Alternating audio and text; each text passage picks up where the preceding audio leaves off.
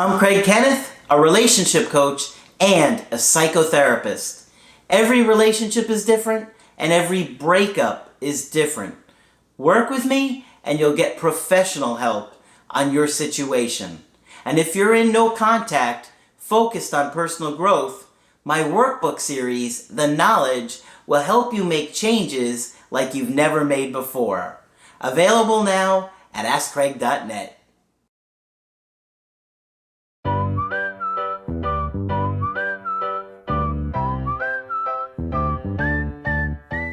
Hi there, I'm Coach Craig Kenneth. I'm Coach Margaret. And I'm Coach Victoria. And today we're going to be talking about thoughts on pleasure. Ooh.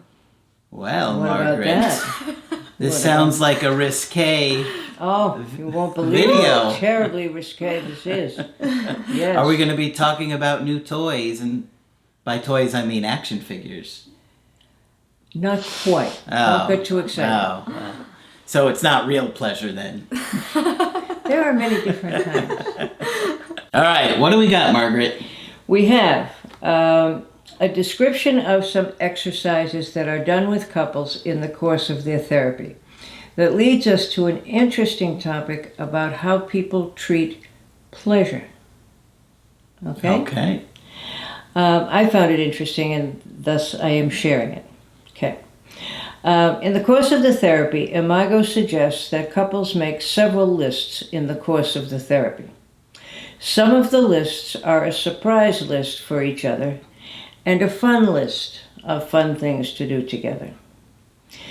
Next comes a list of caring behaviors, where each partner makes a list of things that partners can do for them. Do you think that would be hard to do? Yes, it is. These include things like positive affirming behaviors. Okay. There is often a great deal of resistance to this particular exercise. In the beginning, this exercise is going to seem artificial and contrived. In addition to that, the old brain sees anything that is not routine and habituated as unnatural. Okay? So anything new is a bit of a threat. The only way to lessen this automatic resistance is to repeat a new behavior often enough so that it begins to feel familiar and therefore safe. Interesting. I thought so too. We fear change, even if it is good change. A new behavior must be repeated often so that it begins to become familiar and therefore safe. Now, we've known from family systems therapy for a very long time that even good change is frightening. Now, there's all kinds of complicated stuff written about the brain. These folks have very nicely kind of boiled it down to the old brain and the new brain. And the old brain sees more in symbol and all that sort of thing, almost like poetry, than the logical brain does. Okay? So the old brain isn't sure about any change at all. It also sounds a little bit like the principles of exposure therapy. Yes. Of the more you become exposed to whatever frightens you, Yes. then the lesser your anxiety over time. The less your anxiety will be. Mm-hmm. A deeper source of resistance to the exercise, however, is a paradoxical one: the fear of pleasure. On a conscious level, we go to great lengths to seek happiness. Why then should we be afraid of it? To make sense of this reaction, we need to remember that the sensation of being fully alive is deeply pleasurable. And the Imago folks claim that, certainly when we're first born, we're very excited to be alive and we feel fully alive. And then that comes and goes over a lifetime. When we were young children, we had boundless energy and experienced intense joy. But some of our pleasure was curtailed by our caregivers so that we could be safe and conform to social norms. Mm-hmm. Okay? And then they have a wonderful list of things that kids hear. Don't yell and run. I remember that one. Mm-hmm. Don't jump on the couch. Be careful. Come down from that tree. You're making too much noise. But our fun was also cut short because it threatens the repressed state of our caretakers, who aren't any fun anymore. No. Right? As a parent, it's hard to balance it. Absolutely. When you want to bet. balance having fun with your kids, but at Yep. the same time, having responsibilities and routines and stuff like Yeah. that. It's not easy No. because once the kid starts having fun, they Yeah. don't want to stop. No. And their energy is boundless, like you mentioned. Yes. Many adults have long ago given up diving into the lake, and I added, or the snow. All right? Rolling down a hill, skipping down the sidewalk, and jumping up and down for joy. Most grown-ups have given that up. If you meet one who has not, they're usually very delightful and fun to be with. But yeah, most grown-ups have given that stuff up. As these limits were imposed on us, sometimes even in punitive ways, we began to make an unlikely association between pleasure and pain. Okay? If we experienced certain kinds of pleasure, or perhaps a high degree of pleasure, we were ignored, reprimanded, or punished. Okay? But on an unconscious level, this negative stimulus triggered the fear of death. Okay? And I thought I'm going to pause for just a second here, and I thought to myself, how many times have you heard, if I get caught doing this, my mother or father is going to kill me? So there it is in the language, even though we're not conscious of it. Parental anger can be very scary.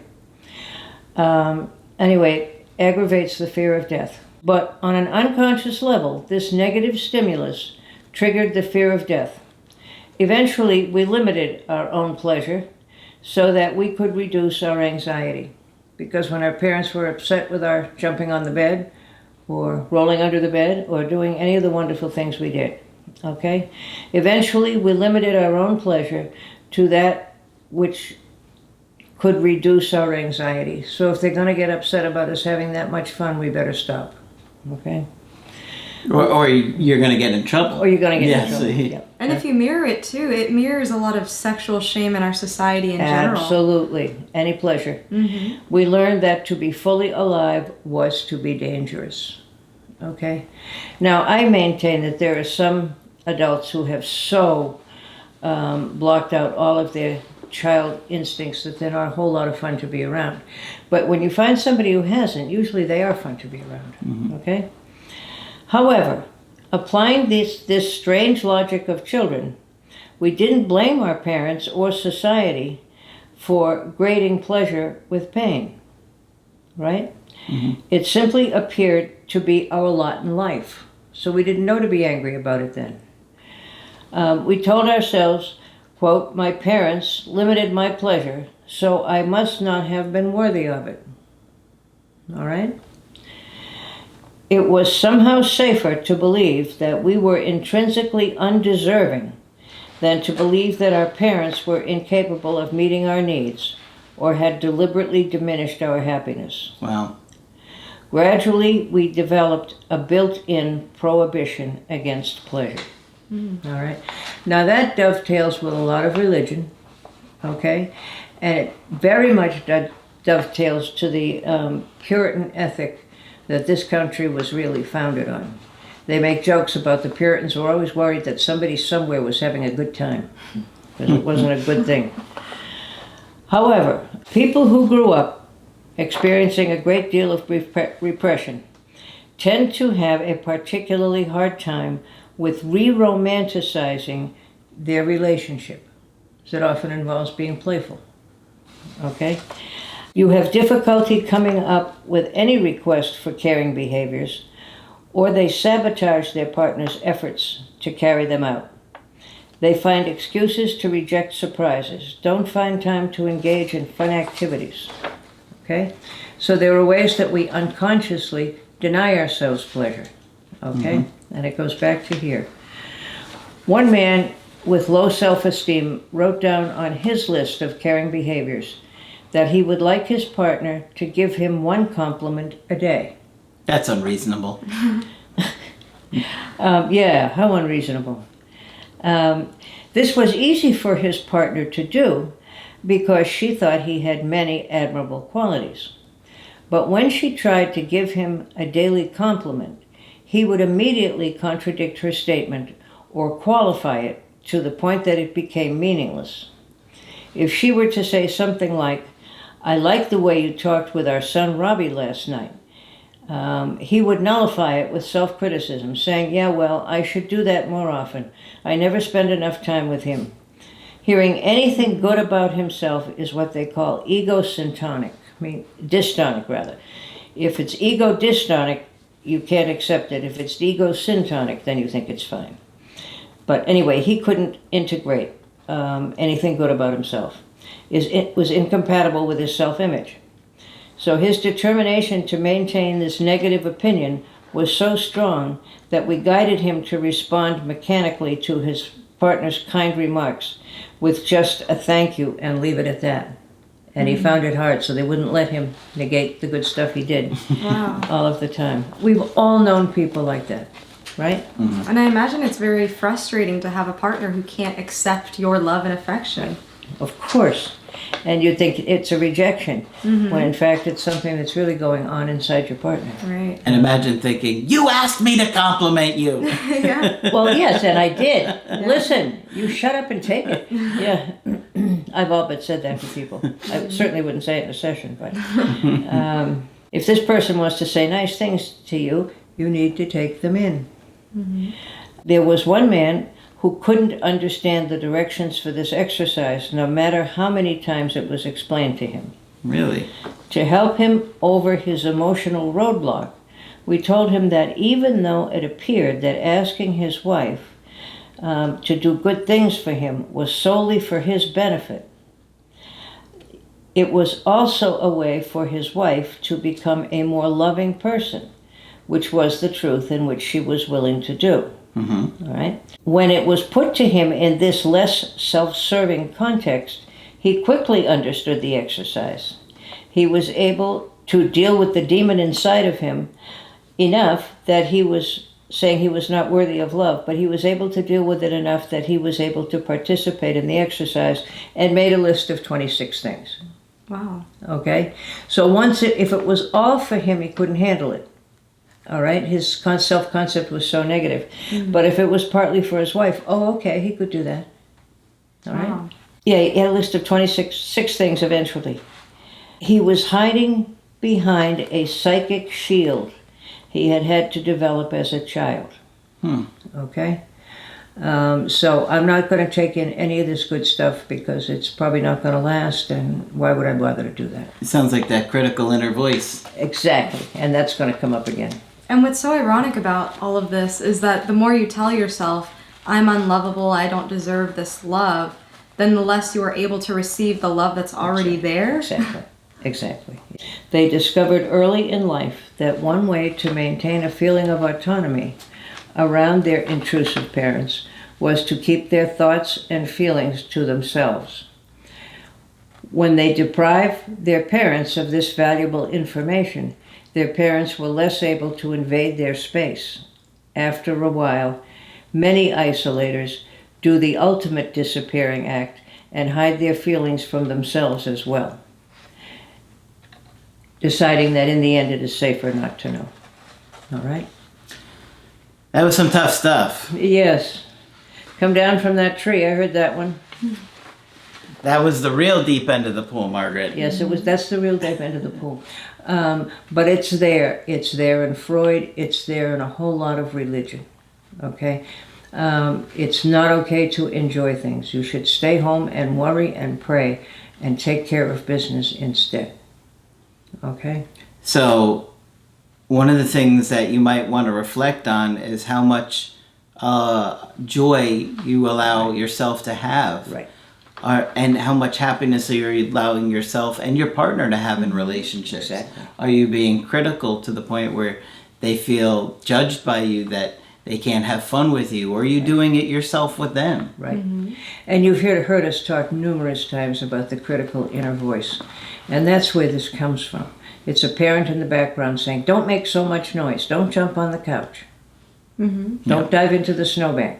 Yeah, and pleasure is so essential for a strong connection, both physically, both joyfully, both playfully. Play is so important in a relationship and in a connection. Yeah. Yep. And duty and being responsible is all fine, but you can also let down and have fun sometimes. Yeah. And we need comedians to remind us of that, don't we, Craig?